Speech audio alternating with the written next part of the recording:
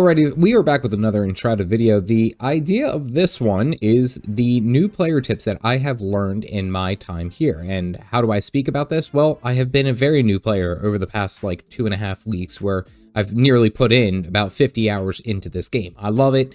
And these are some of the things that I picked up very quickly that would have helped me out earlier on. Here we go. So the first thing that I learned very quickly is that building is actually not really required. I know you can go onto YouTube and you could see like a lot of the Twitter posts of all these fancy buildings that everyone's putting up. However, it is not necessary for you to have an elaborate building, a really up-to-date and modern looking house. Really, all you need is 4 walls and a roof for you to be good to go. Now, one of the things that I found out very quickly was that the comfort level, which is very important, needs to be as high as it can go, which will mean that the rested buff that you get lasts longer. The rested buff helps you recharge stamina faster, as well as having more stamina so that you can run around and fly and do all that crazy stuff. Now, in my building, I simply had enough space for all of the crafters that I have found. They have a bed, and I've added some small touches just to increase the comfort level. And I'm sitting about like 30 some odd minutes worth of the rested buff. My first time that I played this game, I went ahead and spent so much time crafting the best house and trying to do the very best that I could to make it look pretty and make sure that the building was up to date. And honestly, it was not necessary. It is 100% a part of the game, but you don't necessarily need to spend that much time making some house that's going to end up on Zillow. Next, one of the most important things that I learned very quickly was that the food and water buffs early on are immense. Specifically, the water buff that you get from just getting water out of a well or finding it randomly, which is very unsanitary, but having that extra stamina and then the stamina recharge on top of the rested buff is going to be immense. It is going to help your playthrough. It's going to speed up your playthrough a heck of a lot faster. But also tied with that, one of the simplest and best foods that you can get early on is wolf meat. Wolf meat adds a bit of constitution, which nearly doubles your health that early on, meaning you'll be able to handle mobs and bosses with a lot more ease. And there's plenty of wolves for you to go around and cull so that you can get that, as well as some other things like bones and animal fur. But the most important thing is keeping these buffs up as long as possible. Now, each time that I would go through, I would try to make sure that I had the rested buff as well as these 2 food and water buffs ready to go, but also having some of the purple berries just in case to help out with some health regeneration over time, it helps out immensely. Now, finding the berries is fairly easy. They're pretty much everywhere in Springlands. But once you actually unlock the hunter, you can actually have them be dried out at the drying rack, which is part of one of the production places that you can get from her. And then that will just have a longer duration health regeneration buff.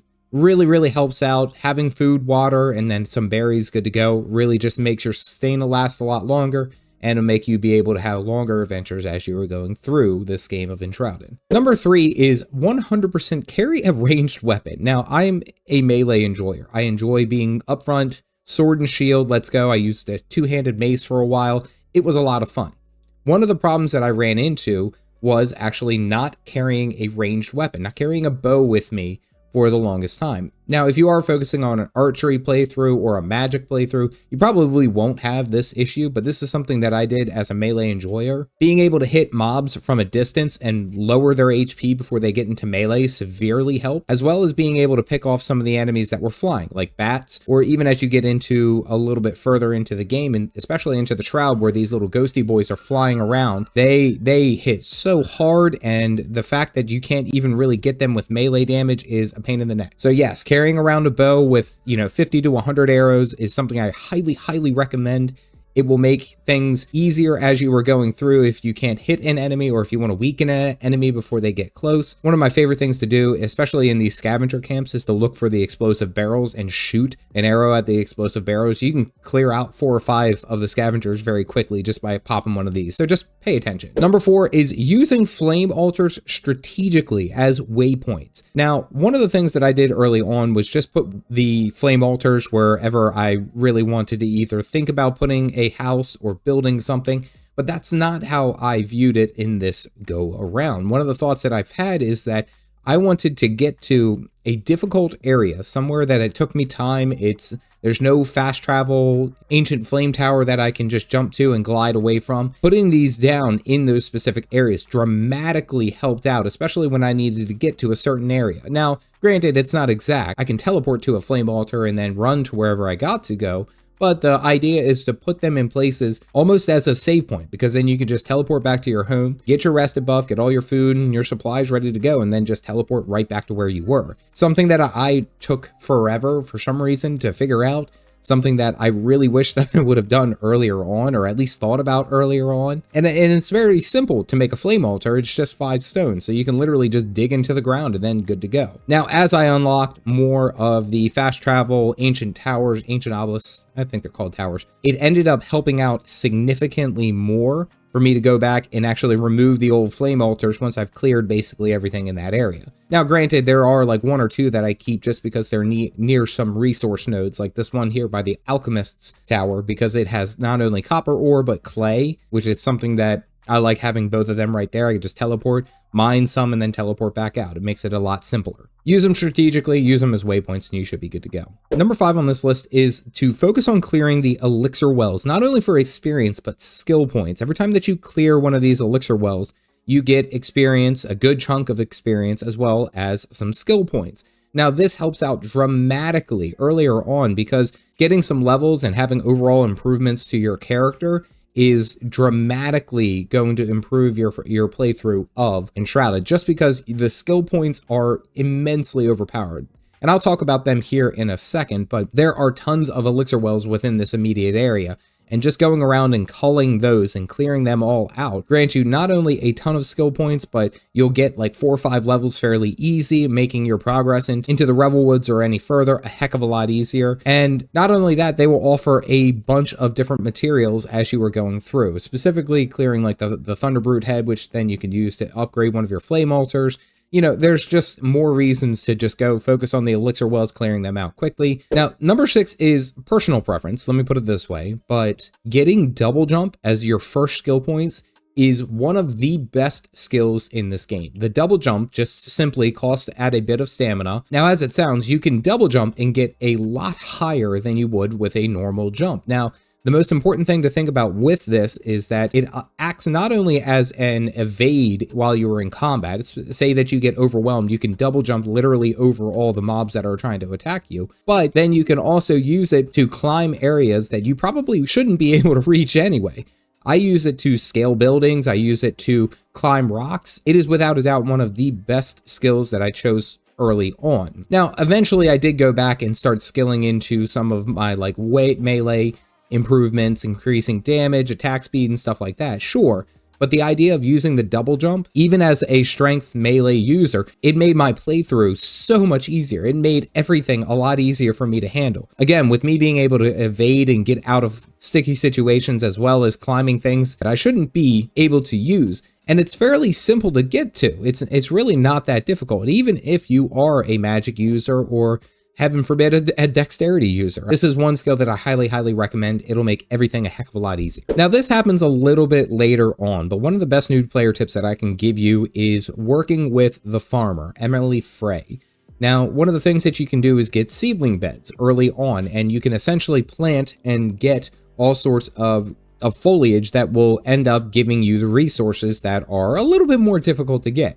So specifically in the Revel Woods, there is like chamomile, there is also flax. Flax is used almost specifically for linen, which linen is an important step for most of your gear if you are looking to advance it, as well as getting your second glider. But the big thing with her is that you can plant these essentially right around your base and almost have a constant routine of plants that are coming up and you're able to harvest for this materials. And really they only take either some farm soil, the actual plant itself, and then some water, which if you make a flame altar right there at the first place where they ask you to, where the quest requires, well, that's literally right around the corner. It takes like 5 seconds to get there and you can get fresh water almost on a 5-minute basis. So there is more reasons for you to set out these seedling beds and have them set up so that you're able to sow these seeds and grow these plants. One of the things that I have gotten into more into the mid game is the idea of using popcorn as a stamina buff, using the chamomile tea for all of its buffs. Working with her is probably one of the most dramatic increases to not only my character's capabilities and skill capabilities. Working with her has been one of the biggest strengths that I've had as I've gone through this game, but it's so simple to actually set up and work that I'm kind of regretting that I didn't do it until I almost got up to the Blackmire before I actually realized, oh, okay, I can use that. Highly recommend reading the buffs, reading what works for you, and having that good amount of stamina. I promise you, stamina is king in this game. Now, this last bit is something that I have thought about for quite a while, and it is how I played it on the first time through, and it kind of goes counter to what I had said earlier as far as focusing on clearing elixir wells. One of the best ways to not only progress the story, but to get better items and to do things like that is to follow along with all the different quests that you have in your quest log, in your journal. And that also means talking to every craft person and finding out what they need, because that's essentially how you are moving the needle. Having said that, it is absolutely not necessary. Everyone plays this game a little bit different. Everyone plays it the way that they want to play it. So while I would give these tips and offer this advice to you, it is absolutely not necessary for you to follow any of it. Play the game that you want to. Follow along with what you think is best. If you're like me and need to bull rush and put my head down and run through all the content that's there, then so be it. Go ahead and do that and see what works best for you. This game is about exploration. This game is about being out in the open world. So having said that, you should go out and explore the game the way that you want to. Hopefully these tips will help you out, make that exploration a little bit better. But the idea of it is that you play the game that you want to play and experience it the way that you need to. I actually just went ahead and talked about my recent new player experience here for Enshrouded, coming back to it actually a year. I played a little bit earlier on, and all I ended up doing was building a castle tower, which I loved. But the new player experience here in 2025 has been astounding, and you can see that video here. Aside from that, stay caffeinated, folks.